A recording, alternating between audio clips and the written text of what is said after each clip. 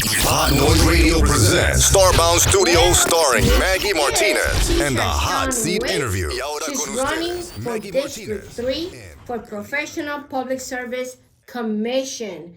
Often we don't know what's the PSC or the Public Service Commission, but today you will know because the PSC regulates in Georgia electric, gas, and telecom utilities. But that's not all.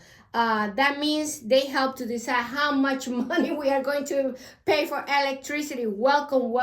Thank you, Maggie, for having me on the hot seat. It's a pleasure to be with you today. Definitely.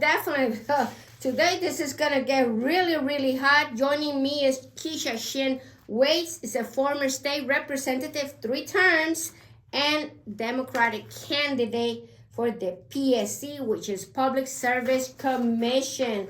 Well, Keisha, let's start with the basic. A lot of people out there don't know what's the PSC. Can you tell us what is the PSC and what it does and how important it is for the citizens of Georgia? Absolutely. Maggie, thank you for the question. So the Public Service Commission is charged with being a watchdog organization for public utility companies, natural gas, water, actually railroad, as well as telecommunications. And so they determine the rates for consumers. They actually serve as in an advocacy role in terms of consumer disputes. And we'll get into a little bit more nuts and bolts a little bit later in the conversation. That is right. Well, turn in for the hot seat interview with Maggy Martinez. But this is a special show. This is the interview of the year. So this will be available tomorrow for all of you to see it. And make sure you vote. What day is the election? Tuesday, June 17th. So we are right there. Yes. Right there. Right there. So what time from what time? Absolutely. The polls should open at 7 a.m. and close at 7 p.m. It depends. I believe certain areas may be 8 p.m. depending upon the locations. Well, what I know is everything 7 a.m. from 7 p.m. But we don't know because sometimes if it's any problem, don't forget, never leave the line. Never. That's important that you know. Well, subscribe to the show. Don't forget. And can we also take yes. them to the MVP location where it provides the information regarding the hours for their polling precincts? Yeah, we're going to put it right there in the credits. Okay. You're going to see everything on her website. Where can you go and check your voting status? Everything is there. So, but don't forget, it's this Tuesday from 7 a.m. to 7 p.m. Don't forget to subscribe to the channel. And to keep the conversation going, send your donations to starboundpr.com because it's important to keep a forum where our candidates can have a conversation directly with you. Also, I wrote a book, The Secrets of Campaigning. So you think you could run? 40 years of experience, how to manage a campaign. It's only $25. I believe in Amazon. Don't forget I'm the author, Maggy Martinez. Well, Keisha, you serve in Georgia General Assembly and on the Atlanta City Council. Interesting. What specific expertise do you think you bring to the table in terms of energy regulation? Because, a lot of people like to talk. But sometimes what you need is the will to service the citizens of Georgia. Thank you for the question, Maggie. I had the privilege of serving 3 terms in the Georgia House of Representatives, where I actually worked across the aisle with not 5, but 179 other members from all over the state of Georgia, which is specifically germane to this particular role. I also served on 3 very powerful committees: public safety, transportation, and finance. Maggie, money drives everything. That's right. Many people don't know that Senate Bill 34 would have placed a moratorium on data centers in the state of Georgia. That would have given us time to regulate those particular centers, set rates, and determine the relationship to how consumers pay versus the data centers. Right now in the state of Georgia, data centers pay significantly less than residential homeowners. But back to your question, how is my relationship from working in the Georgia General Assembly and working on the City Council germane to this role? Well, ethics. Many people don't know this, but when you're a member of the Georgia General Assembly, during a legislative session, you're not allowed to take a dime from a lobbyist or anyone during the session. Well, that's not true of the Public Service Commission. They take funds from the very organizations that they regulate. Oh, so that's if not you good. follow the money, it explains Excuse me, we call that in Puerto Rico, you leave the goat watching the letters in the garden. No way, no Exactly. way. That should not be happening. Absolutely. Definitely. That's somehow we have to legislate for that. Absolutely. Oh my God. Well, the PSC have approved multiple rate hikes in recent years, including the Georgia Power customer. People are struggling, Keisha. People are struggling with the food. Now they have to, during summer, struggling with electrical bills. You know, right here in my house, we only is $400 a month. That's not good. Right. Well, Maggie, deregulation did not serve Georgia.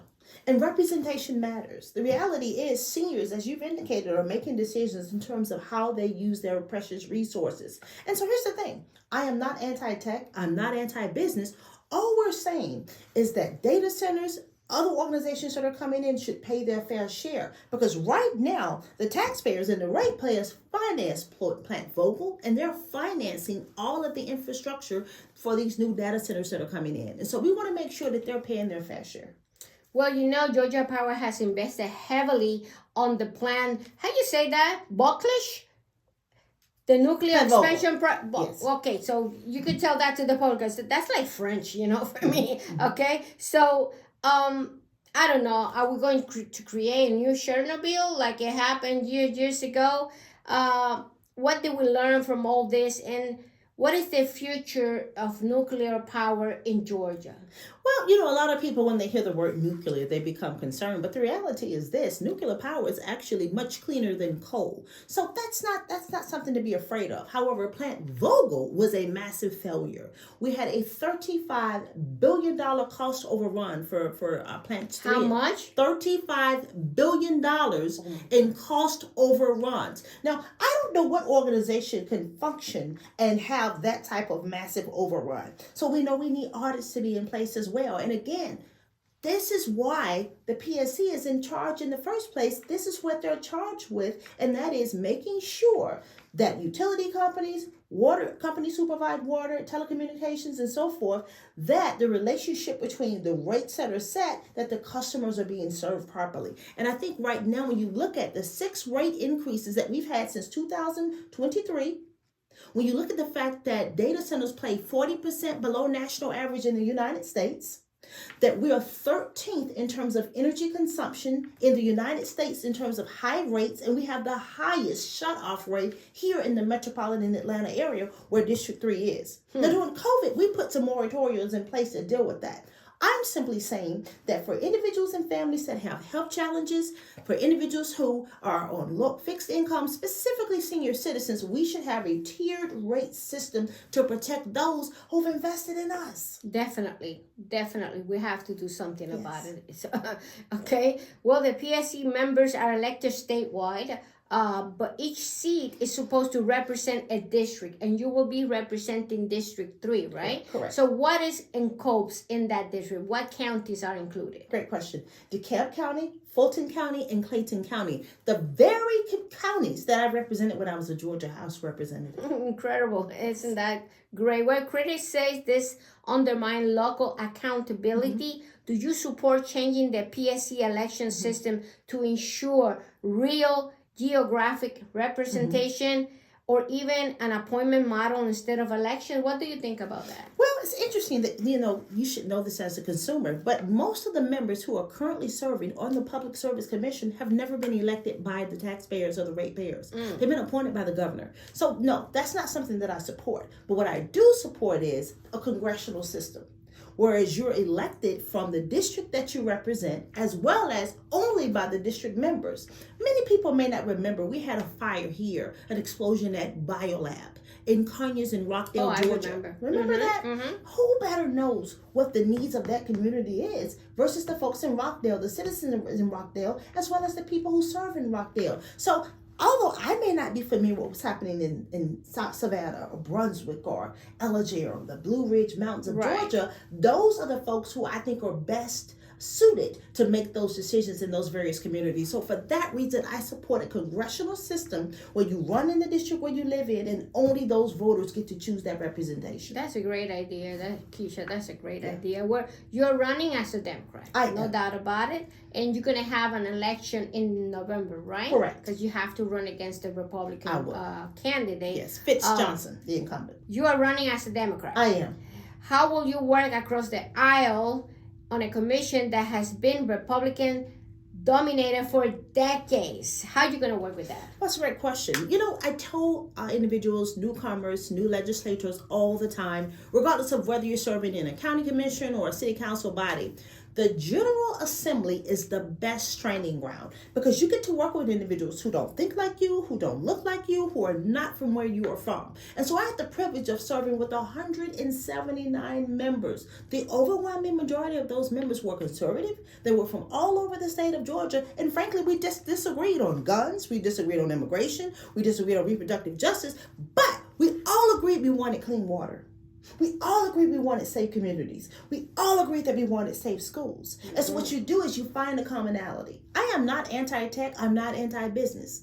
Regardless of where you live in the state of Georgia, whether you are straight, whether you are LGBTQ, whether you are living below the poverty level, or whether you're affluent, we all want the same things. And that is clean, good water, access to affordable energy, and people who are simply transparent and honest as it relates to how we set those fees. Well, let's talk a little bit about the environment since you mentioned all this. Many Georgians want cleaner, greener energy grid. There's no doubt about it.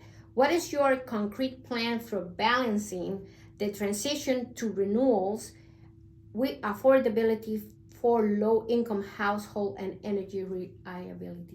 Well, I want to answer it in a twofold way. Mm-hmm. You mentioned Puerto Rico. I had the privilege of spending some time in Puerto Rico following Hurricane Maria. I spent 15 years working with FEMA, the Federal Emergency Management. And one of the biggest challenges was that the grid always constantly went out in terms of the need for infrastructural improvements. So I can tell you firsthand, we must invest in infrastructure. Yes. However, what I am also saying is that we can't have data centers that are coming to the state of Georgia and the ratepayers and seniors and working families are picking up the tab. And right now, that's what's happening with that particular conversation. So that's the first part of it. The second part of it that I think is important is when we talk about affordability, when we talk about there are hundreds of coal ash ponds all over the state of Georgia. Right here in Metro Atlanta, we have some of the highest breathing, lung related issues and health challenges because of the air and water that we breathe. Mm-hmm. So we know we have to have good water. I mentioned BioLab, the fire explosion. That's one of the reasons that oversight is so incredibly important. The Public Service Commission is a watchdog oversight agency. It's charged with watching over utility companies. Now, everyone is not with Georgia Power. Half of the state is with EMCs. These are small utility companies throughout the state of Georgia that provide power. Many of them are municipalities. And so we're also charged with regulating these entities and making sure it's clean and affordable. So don't be afraid of nuclear. What we're simply saying is to just make sure that it's clean, that it's affordable, and that for individuals who are coming in, that they pay their fair share in terms of infrastructural improvements. Well, in the past, the PSC has been criticized for causing relationship with utility companies, especially campaign contribution, lack of public input, which is so important, and backdoor meetings have raised question. What will you do to restore public trust? And will you pledge not to take the money from the energy company? This is very important. Not only that, a candidate, when he runs for office, it's important that they are clear when they run for office. We're not going to go into details, but definitely, if you're running to office, you are an example to society. And you need to be transparent from the day one. And you know what I'm talking about. Absolutely. Go ahead. Well, transparency certainly has been an issue. And running statewide can be a very daunting task. I don't believe that you can actually regulate and provide the proper oversight that's necessary if you're taking funding from these particular entities. So that's the first start. So I'd like to work with members of the General Assembly to put legislation in place to forbid and make it illegal to take any funding from individuals that you regulate. So I want to start there. The second part of your question was, It's important that what you do to restore a public store, and what would you pledge not to take money from energy companies? So one, I want to make that pledge here right now, that I pledge should not take any funding from any energy companies that provide funding that is regulated by the Public Service Commission. So I wanted to start there. But I also want to go back and talk about transparency. One of the reasons, Maggie, that so many voters check out is because they don't believe us. When we break the rules, when we make statements that are not true, when we say we live in a certain part of the community or the state and we don't, all that does is they put all of us in a pot and we're all dishonest and we don't tell the people truth. lose trust in politicians when you're not honest. That's so important. So the first thing we got to do is we've got to get back to, restoring integrity to the process. So in terms of transparency, right now the Public Service Commission operates with what's called stipulated agreements. And what these are agreements that are done. These are not votes that are on camera. These are agreements that are done in the dark, such as that recent 3-year rate freeze, which I don't support that. Because essentially what it does is they can still raise your bill. They can still raise your bill. What was the agreement? Okay, the stipulated rate agreement was that they would freeze the rates for Georgia Power for a 3-year period of time. But there are other factors that determine the rate. So, for example, if you have various improvements that need to be made and it drives up the overall cost, regardless, if your therm rate or whatever your rate is, it may not change, but the overall cost to fund the various projects and so forth may change. So it's very easy to still raise your rate. So I believe in transparency. The opportunity for public comment, the opportunity for individuals to have access, because many of the decisions that are made are not made on camera where you can see those actual votes. They're done in the dark, behind closed doors, through these stipulated agreements that are actually deals that are cut with utility companies and the very people we're charged with regulating. That should be illegal. Oh my goodness. You describe yourself as a fighter for working family. How will you ensure that the PSC policy includes racial, regional, and economic equity, especially in rural and minority community often left behind in utility planning? Great question. And we'll talk about broadband in rural communities, which I think will be a game changer. So at the end of the day, I want to emphasize this because I think this is extremely important. I am not anti-tech. I am not anti-business. I believe that is necessary. And I think that's why so many people are flocking to do business in Georgia. I embrace and welcome data centers coming to Georgia. What I don't embrace is the fact that we're creating infrastructure off the backs of working families and senior citizens, and we're financing these deals to a tune where we're giving out $296 million in incentives for our data centers to come to the United States, to the state of Georgia. That's a problem. So how do we fix that? A tiered rate system. What that means is for families who are working but living below the poverty level, or for senior citizens, there's a tiered rate system to help those families who are struggling and on hard times. And lastly, if data centers are paying their fair share, remember I told you they pay 40% below the national average.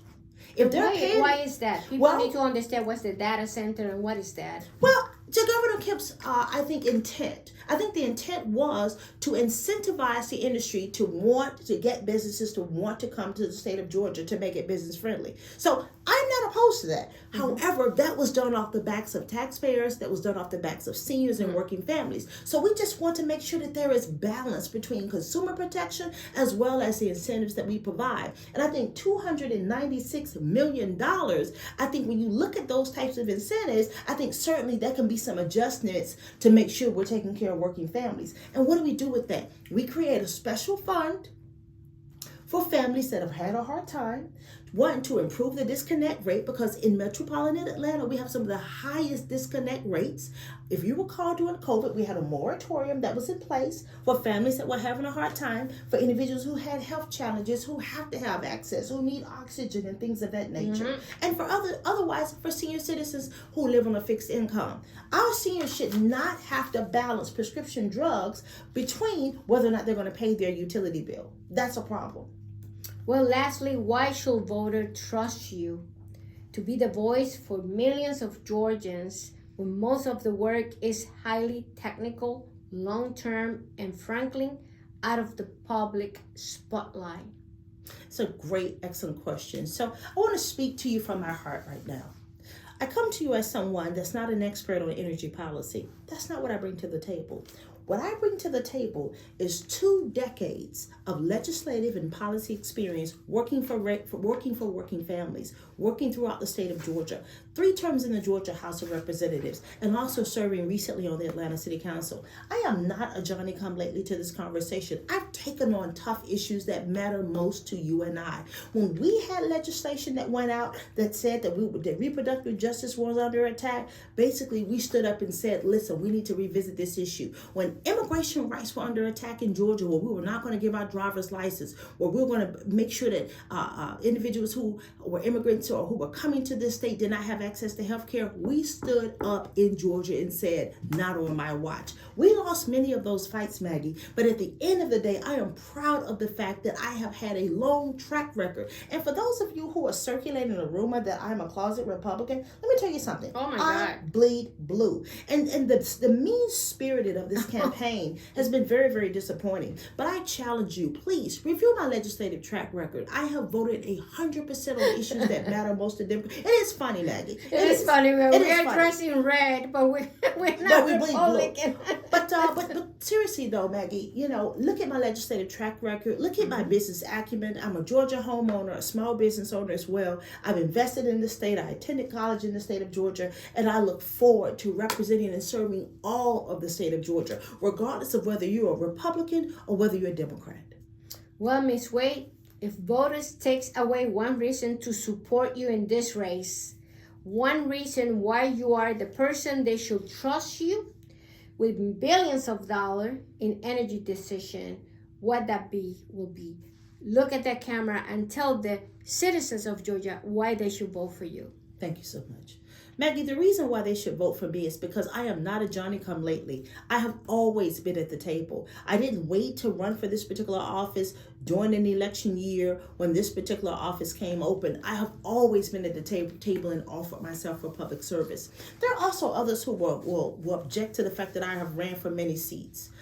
Right now, there is no one in Georgia that has not been impacted by this conversation of high utility bills and costs. I have aging parents. I have a community of folks who depend on these decisions being made by people who are not only God-fearing, but for people who have the legislative and policy experience necessary to move this conversation forward. I have relationships with Republicans and Democrats all over the state of Georgia that have invited me into their homes, that have invited me for coffee, that have said, we want to partner and work with you. And to the members that are serving on the Georgia Public Service Commission, I look forward to the partnership. I look forward to having a robust conversation about how we improve it. I don't believe people get into this conversation because they don't care about working families. I think that somewhere along the way that we have fallen off the rails and gotten a little off track. But I believe that for the members that are serving, that there's an opportunity for a partnership, and I would love to be that partner. Well, thank you, Keisha, for coming to the hot seat interview.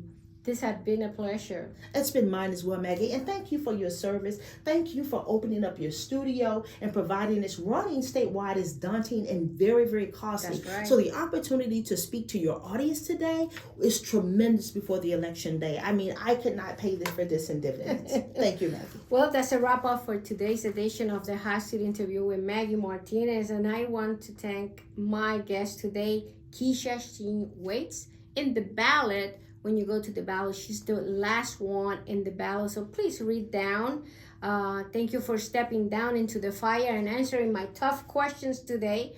The race for Georgia Public Service Commission may not make daily headlines, but affects our wallets, our climate, and our future, and definitely our families. If you care about your power bill, and you care about climate control, everything related to how can we make everything clean energy. If you care about being heard, not just bill, right? Like the bill that comes every month, then this race matters to you. This is Tuesday 17, right? From Yes. 7 a.m. to 7 p.m. I'm Maggy Martinez, and this is where Georgia politics gets real. No spin, no flush, just the truth and the people bold enough to face it. Until next time, stay loud and stay aware. And remember, when we ask the hard questions, we get closer to the real answers. Until next time, this is Maggy Martinez, the Hot Seat Interview.